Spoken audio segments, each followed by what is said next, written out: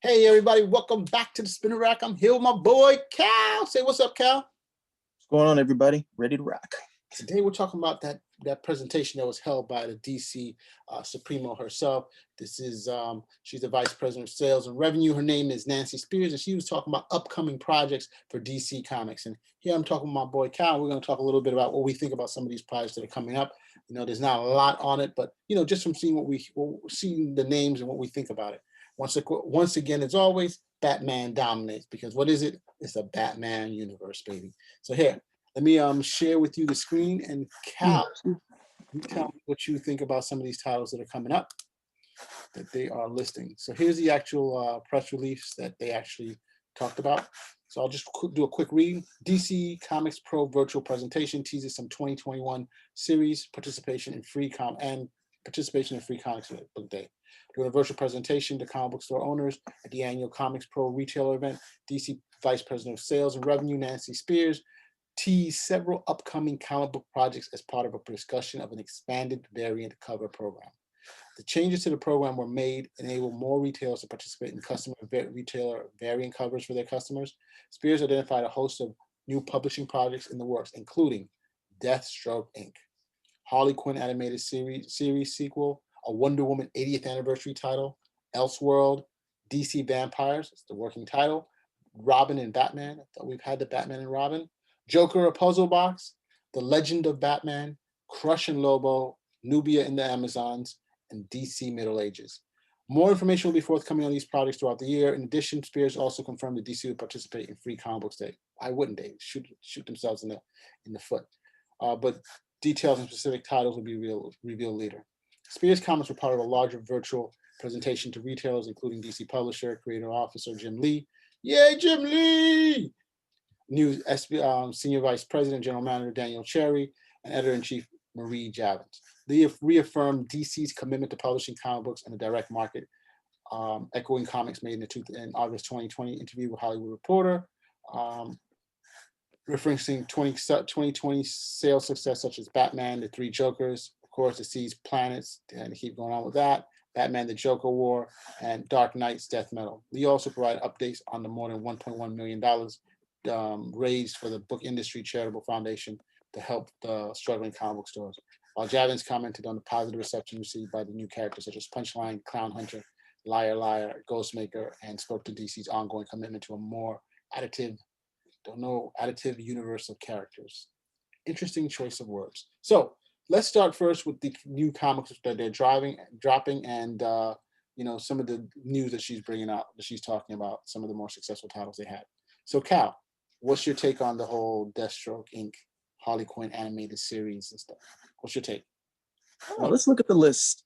The list is 50% Batman stuff or Batman related stuff. You have Deathstroke, Harley Quinn, Robin and Batman, Joker, Legend of Batman. I always look at that as a bad sign. always look at that as a bad sign because you don't need to. Let's put it like this: Batman, you're going to sell Batman books. You're not going to have too much trouble with that. So the idea is that, well, we're going to put out 5 times as many. Okay, but you're not pushing the rest of your stable. And those are the guys you need to be able to get out there. Those are the guys that really need to be put out there and start earning their pay. Batman, I can slap a bat, on a book, and I'll probably make some money on it. So that's one of the things that I look at. What are you doing? Nothing. Sorry about that. Yeah. Okay. So yeah, cut it out. Do that on your own time. But that's one of the things that I'm looking at. You throw out a Joker book. Oh yeah, you're gonna make money at it. You already saw 3 Jokers work, so you already know you're gonna make money on it. So forget the books that we already know that you can make money in your sleep. We don't have to worry about that. Wonder Woman 80th anniversary title, I think, is a good move, even though they're learning it late. They had Action Comics 1000. Action Comics 1000 sold really, really well for them. So of course the no-brainer, well, let's do Detective Comics 1000.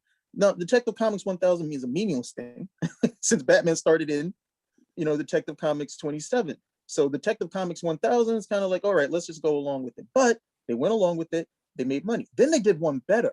They didn't just do Detective Comics 1000. They did Detective Comics 1027, which, okay, that's the 1000th appearance of Batman in the book. Okay, great. That's good. That's manipulating the character. Okay, that's going in line with stuff that worked before. Okay, good. You may not make as much money with Detective Comics 1027, but you still can do all of these things, make prestige format books, do these type of things to lure people in. Still good. The trouble was they did that for Batman. They didn't do like Superman 1000. They didn't do that type of stuff. They were just like, okay, let's just do it Batman. I was like, no, no, no. That's where you guys always seem to miss out. They're like, oh, well, let's do it for Batman. It's like, no, you can do it for all these characters, man. You can do it for all of these characters if you're smart about it. So doing Wonder Woman 80th anniversary title, yes. Okay, Wonder Woman does have an 80th anniversary. You don't want to overlook that. They were trying to get her in on the gimmick with 700, Wonder Woman 750. It's not quite 1,000, but hey, it's our 750th issue. That's what, yeah, not quite the same. The covers didn't really stand out, unfortunately, but it's still, that's what you're supposed to do, manipulate and market the character. And with Wonder Woman 80th anniversary, that actually shows something. I mean, that's one of the things I'll give Marvel credit for. Marvel doesn't care. Marvel's shameless. Marvel will come out there and do Number one. 500 variant covers. They're like, hey, what's hot right now? Oh, those kids doing that floss dance. Okay, all the Marvel characters are doing the floss dance. Okay, we're gonna put on lenticular covers. When you flip the cover, it's gonna show Captain America doing the floss. We don't care. Marvel is shameless when it comes to that. But okay, that's one of the. But to a larger extent, it works because they're really pushing the stuff and they're really putting the characters out there. Then with other Wonder Woman thing you have is Nubia and the Amazons. That's your diversity title. That's your diversity title right there. So I'm not sure how that's going to work. Nubia as a character, I was always very interested in because she was introduced after this whole brouhaha with Wonder Woman. Was this like late 60s, early 70s when they had decided, okay, we're going to take away her powers and she's just going to be mod Wonder Woman. And the who's it, Gloria Steinem, feminist activist, she said, what are you doing? He's like, you took away her powers, you did all this stuff, she's not unique anymore. And so they gave her back the powers. Not only did they give her back the powers, but one of the other things that Gloria Steinem pushed was that there's not enough diversity. So they created Nubia, who is Wonder Woman's sister. This is actually her sister, blood relation sister that they, gave her in the comics. And over time, that just sort of faded away from view. Now they've actually brought her back, and they had brought her back at one point, but she was just named Nubia. Now she's full on Wonder Woman's sister, So I'm interested in seeing what they do right there, but that's definitely more of your diversity book. And then let's see what rounds up. Let's see what we have left. You got Elseworld, which was always entertaining. I don't know why they stopped it. DC Vampires, can't say too much about it because it's a working title, so not sure where we're gonna be drawn into it. And of course, the book that everyone was waiting for, or rather, the book that everyone was waiting for, Crush and Lobo. I know you've been waiting for that. I know I have. Yeah. And DC Middle Ages. So, those four over there, you might get a hit, you may not. But the fact that it's still 50% bad titles, okay, you don't need to have 50% bad titles, okay? You already have like a good number of bad titles already. You already got Batman, Detective, you've got Nightwing, you've got Robin, you've got Batgirl, and I'm probably missing a couple. So you've got plenty of bad titles. You're not canceling any of them, so you've got your money there. You're supposed to be letting those guys, the guys who can like take more of the weight on their shoulders, let you start producing some of these other characters at the end of the day, which I'm fine with in terms of Nubia and the Amazons and manipulating books like Wonder Woman. Like, yeah, get an 80th anniversary out there. Okay, those things always tend to work. They tend to pull in people who aren't regular comic book readers. Yeah, get that going. I have no problem. But then you look at some of the other stuff, Crush and Lobo. Was anyone really champing at the bit for a Crush and Lobo series? I mean, I could be wrong. It could hit. I mean, the visuals on all of that. When you do Crush and Lobo, just bring up a quick visual of that Crush. But there was a point where a lot of people were like, "Oh yeah, Lobo." I mean, rather not Lobo, but Crush is Lobo's daughter. Wait, this is gonna hit. This is gonna hit, and came, went, not much. Not much really happened. Yeah, I know. They there it is, but the visuals of Crush and Lobo going. Lobo was supposed to be like the new Wolverine, I guess. They were pushing it up, and all of a sudden they just dropped the character. You're like, what's going on? I thought this is what it's supposed to be. So, Crush and Lobo, it's a possibility. So someone's come up with a good story. You can also do that. So you also have Nubia and Wonder Woman, right? This is the image we were talking about here. She looks, at least the way she's drawn here, she seems very similar to Wonder Woman. Here's a couple other images. You can see those. And she was what? She was in Wonder Woman 750. Cal? Yeah. Interesting. Different armor. So But those are the covers when they're going through, they're going through different period. Each cover goes through a different time period in Wonder Woman's history. So there you go. Hold on, click that one over there. Okay, that's a fan cover. These are the ones you're talking about here? Which one? No, you already clicked it. The one with them standing. That's a fan cover. They got there's Wonder Woman on the right-hand side. Nubia was on the left-hand side. They decided to give Nubia short hair because she's black. I know. But what about the one here, Brolic? Oh, hell no. No. Yeah. If you see, let's see, where's the image that I like? There's one that came from Future State. Go to, no, go back. Yeah, right, yeah. Go to the left-hand side of your screen. This one? Okay, no, go up a little bit. You see where it says Sisters? Not that one, but the one on the right. It's right next to where it says Sisters. Yeah, click on that one.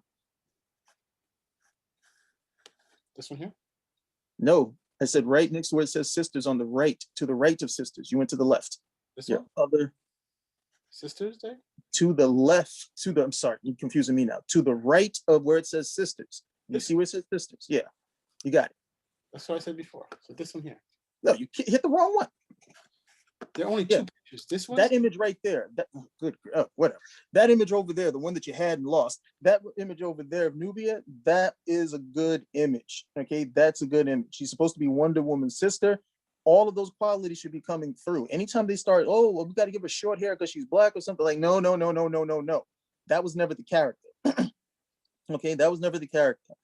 Yeah, it's an even better image of it right there. If you scroll up a little. Yeah, right there on the right-hand side. Okay, that was like the latest image they put out of her. Yeah. I said that's pretty much where she was at in the 70s. Okay, that's pretty much where they're reintroducing her. It's like, yeah, keep her right there. Okay, and we might actually get some traction out of her. Okay, you start making her into the diversity hire, nobody's gonna care.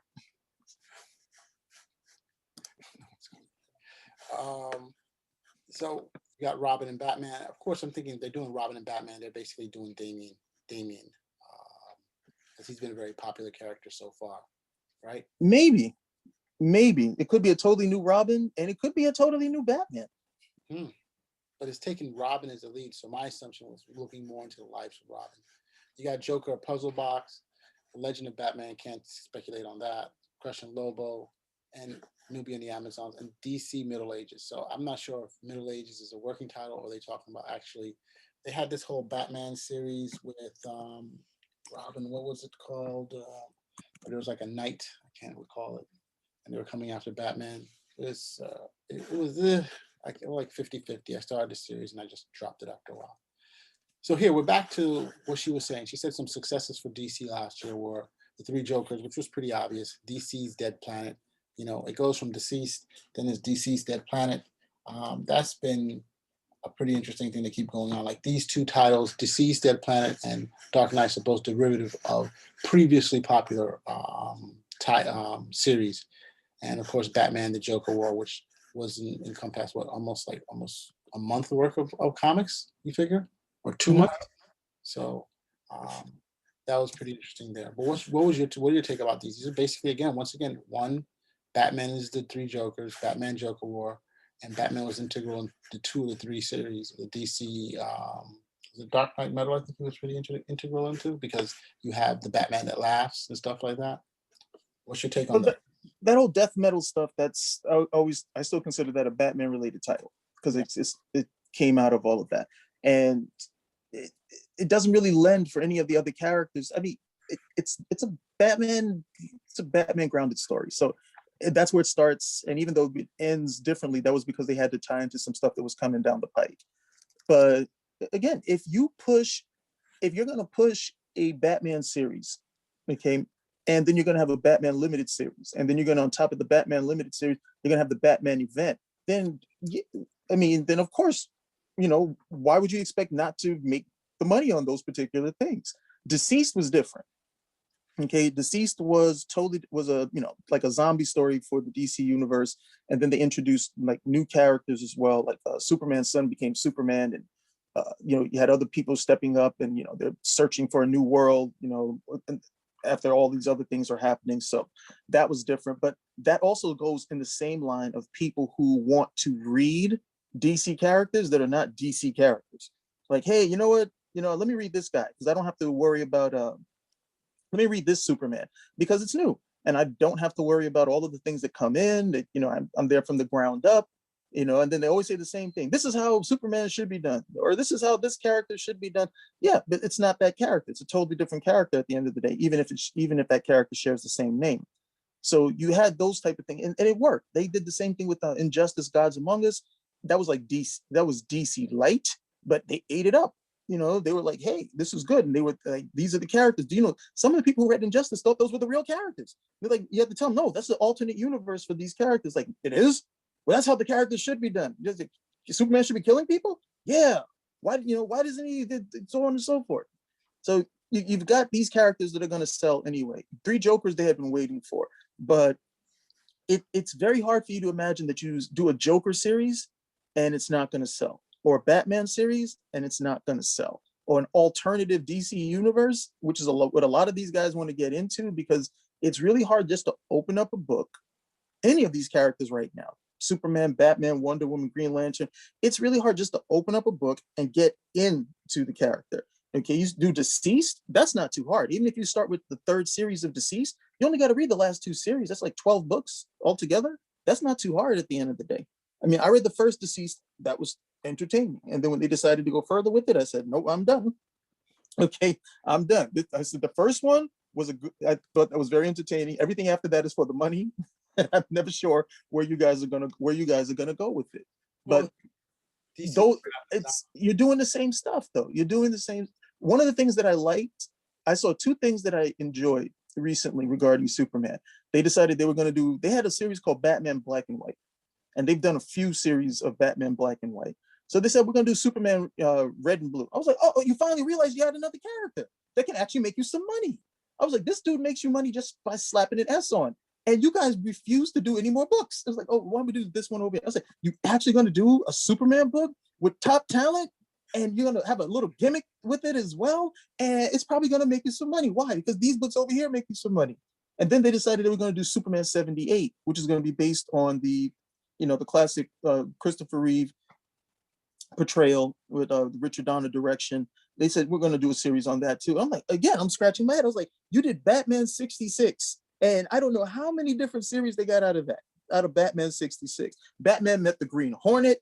Batman met Wonder Woman, 77 special. And always like, oh, wow, you remembered that you actually made a Superman movie in 1978? And a lot of people liked it, and still the barometer for a whole bunch of stuff that people do right now. I was like, oh, wow, that's pretty great. And, so you actually going to try to make money on this? I'm like, you're actually going to manipulate this character in a profitable, positive way? Oh, what an idea. It's always crazy when I look at DC that you have characters like Superman, Wonder Woman, even characters to an extent, Green Lantern and the Flash. And these guys usually have their book. Okay, these guys usually have their book, and that's pretty much it. That's pretty much it at the end of the day. I'm like, you've got to be kidding me. These people, there's no reason why you should not be making a ton of money just based on the recognition of Superman and Wonder Woman alone. Just alone, you should be over here manipulating these characters out the wazoo, to the point people are like, okay, it's too much. It's too much. Please stop. And it will never be too much, because these guys over here who love the characters keep buying it. They keep buying it. When have they said, hey, Batman, oh God, please don't do another Batman book. It's too much. We can't take it. We can't. No. Okay. They have yet to surfeit their audience when it comes down to it. But historically, DC has only been able to manipulate one character at a time. They have never, ever said, hey, why don't we try to do something with all 3 of these cats? No. They can't do it. Marvel's actually a little bit better. Marvel can manipulate up to 4 characters at one time. Okay, so and it's just strangest thing. It's the strangest thing. But you go to Marvel, you have a ton of Spider-Man books. You're gonna have X books all over the place. They have X books, like X is the only letter in the alphabet. X all over the place. And then they're like, oh, who else is hot right now? If the Hulk is hot, okay, we're gonna put out some Hulk. If Thor is hot, okay, we're gonna put out some Thor. And then that's usually where they cap it. Okay, but they can get 4 off these books over here. You got Batman, Superman, Wonder Woman, and you can only sell Batman? You can only sell Batman? Yeah, you're doing something wrong. You're crazy. Totally 100%. But thanks for that. That was pretty cool. But I mean, they're looking at the numbers, unfortunately. And again, like you said, we looked at the 3 of the 4 top selling titles they had were Batman related. So it kind of makes sense that if you're just looking at pure numbers, and DC's always been a pretty corporate organization, they're gonna focus more on that. But I think at least here you're getting some opportunities to see some other characters coming up. I'm excited that we're getting the Elseworld stuff coming back. This is something that they should have been doing, connecting with writers, giving them some ownership of some of these characters. Because then you never know what can spin out of this. The Crush and Lobo, the Nubia, and Amazon. I'm intrigued. I don't know what DC Middle Ages was. Is it DC in the past where you have like Gothic Batman, or what I'm trying to say, and Superman who came earlier? I'm not sure. Or the Lord of Atlantis is now Aquaman, the new king, and of course they're doubling down once again on Harley Quinn. Harley Quinn seems to be a title that there doesn't seem to be that people just don't seem to they love to continue to sell. And the very fact also that they're saying they're going to be doing more more variants on these things, especially for the retailers to participate in custom retail variants, is pretty interesting, because it kind of goes it's a 180 on their policy where a year or two ago, where I think Didio and not Didio, sorry about that, but the publisher of DC and Jim Lee were saying they were going to be doing millions of different variants like how Marvel does. And yet now they're basically saying, hey, we're going in and we're going even deeper. We're doing variants for your individual store. What do you take about that? They've been doing that for a while. They've been doing that for a while with store variants, like places like Midtown Comics, Bulletproof Comics, which are 2 local places here. Right. And then you have the online stores, Frankie's Comics, Golden Apple Comics, just Unknown Comics, Stadium Comics, where they do their own store variants. It's a lot. There are a lot of them out there. And to be honest, a lot of them are rubbish at the end of the day. They're not very good. They're not very good variants. They're not very good variants in terms of art that you would want to add to your collection or reason to buy that book for investment. But there's just a ton of them, more than there ever were.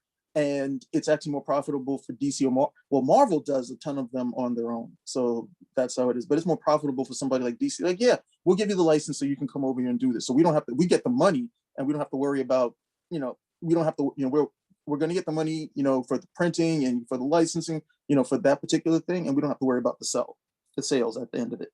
So, but that's been the game for a while. But they're saying it looks like they're going to increase it, get a lot more participating retailers. But I'm saying, are any of those local variants worth anything?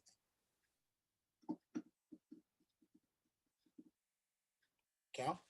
I didn't hear you. Sorry. Are any of those local retailer variants worth anything? It depends. It depends. If you have a store, say like Bulletproof Comics put out some really cool store variants. This is when they did Dark Knight's Metal.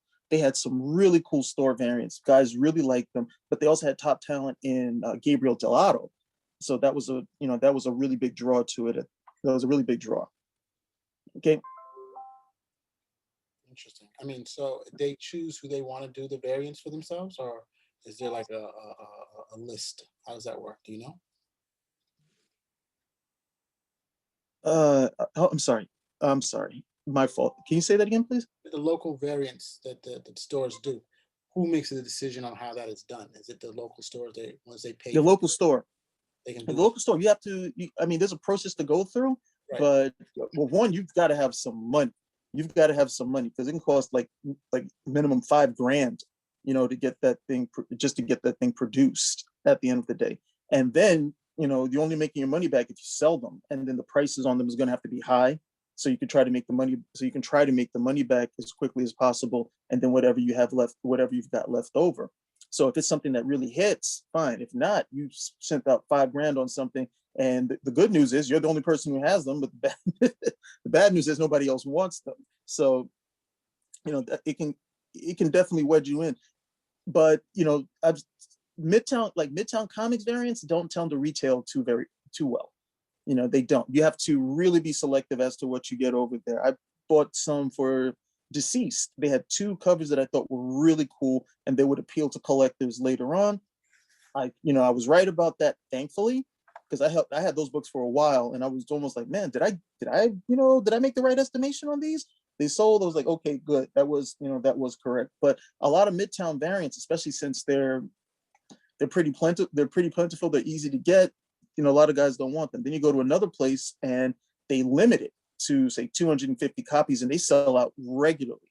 Like, say, Stadium Comics sells out regularly with their Archie variants, but they also have really nice covers that are going to appeal to collectors.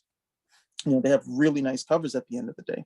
So it's tricky. And then, of course, you have the variants that the companies put out. So yeah. I always tell people, buy what you like. If you like it, buy it. Then you're just happy with it at the end of the day. But if you're going to plunk down 100, like, what did they do? They had King, giant size Conan. This is a anniversary issue for Conan. I think this was his 50 years in comics or something, and they did it that way. So the biggest book, the most expensive one, is this cover by Jesus Saez. And that book's going for like $220 or something of that nature. Now, I want that book for my collection. Okay, I want that book for my collection, but I'm waiting to see, look, what's the best possible price I can get on this book, because while I don't mind spending $200 on it, if I can get it for a little bit less, that would be, awesome. So if I was gonna be like, well, I'm gonna speculate and I'm gonna spend 200, are you gonna speculate and spend $200 on that book and you don't even like it? You're just hoping that maybe you can make some money on it later. No, you're going to be in a world of hurt financially if that's your spending practice. So I just tell people, buy what you like. I like that cover. I'm willing to spend the money on it. I'm not looking to sell it. So if it does appreciate in value, hey, that's nice. But I'm still not looking to sell it anyway. Otherwise, you can get really caught with this whole variant thing. A lot of guys now just think, oh, it's variant, so they must be worth money. Like, no, because there's a ton of variants out there. And do you have the right variant? It's tough. This is the cover we're talking about right here? Yeah. King size font. Yeah, it's pretty action oriented. Why? Because it's a limited run, I guess? Or was it because it was just a great looking cover? That limited run. I mean, it's a great cover, but that was like you had to buy 200 copies in order just to get that one issue. Got it. I think we've covered most of the DC stuff here. A lot of information here. Once again, as always, glad to our comic book superhero himself. Cal, is there anything else you wanted to include before we close it out? WandaVision sucks. We're talking about DC here. But hey, thank you, everybody. I just wanted you to give us a thumbs up. Any comments? Again, always be nice to Cal. Don't insult or say anything negative, because we will delete you. Have a frank conversation with us. Okay? Spinner Rack? Out.